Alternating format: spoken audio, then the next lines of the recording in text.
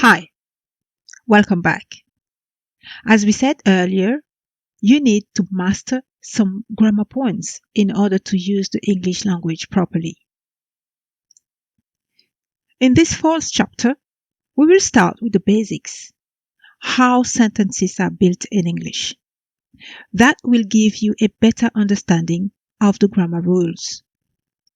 Here, you will understand how sentences are constructed. What are sentences, by the way? Let us start with some definitions.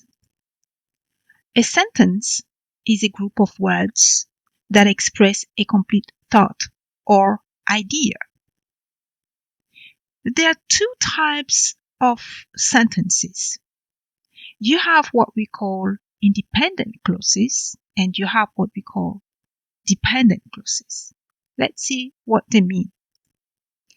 An independent clause is a group of words that contains a verb and a subject and expresses a complete thought. An independent clause is therefore a sentence.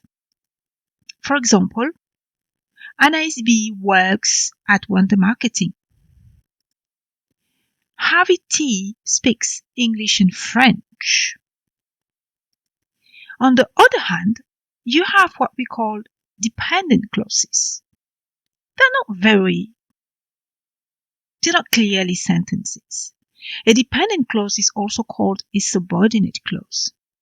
It is also a group of words that contains a subject and a verb, but that group of words does not express a complete thought. It must be attached to an independent clause to become complete. Therefore, a dependent clause is not a sentence per se, means on its own. For example, if Anaïs is the CEO, or because he speaks English and French.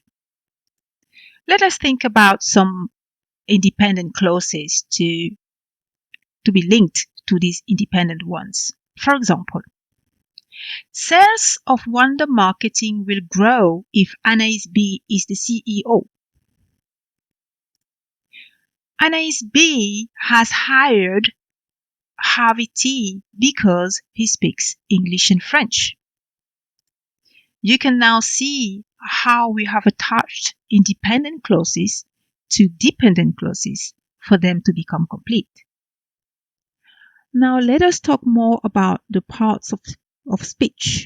What are they exactly?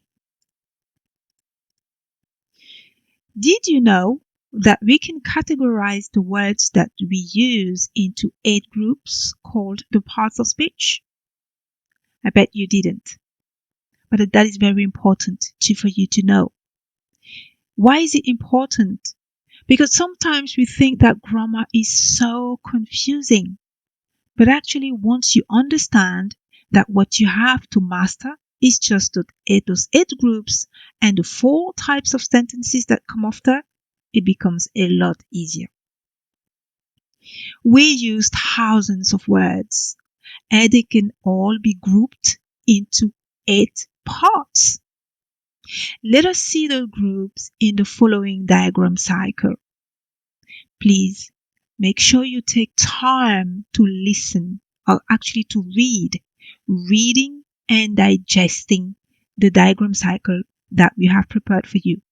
You will find all the necessary information about parts of speech in there.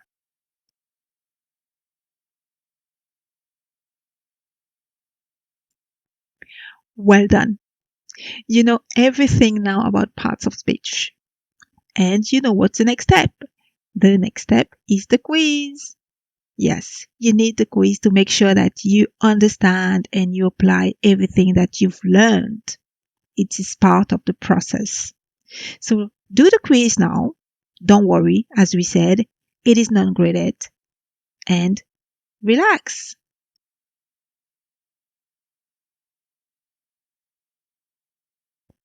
Well done. As I said, The score of the quiz is not very important at this stage. The most important is for you to understand the points that we've mentioned. Now let us move to learning the types of sentences in English.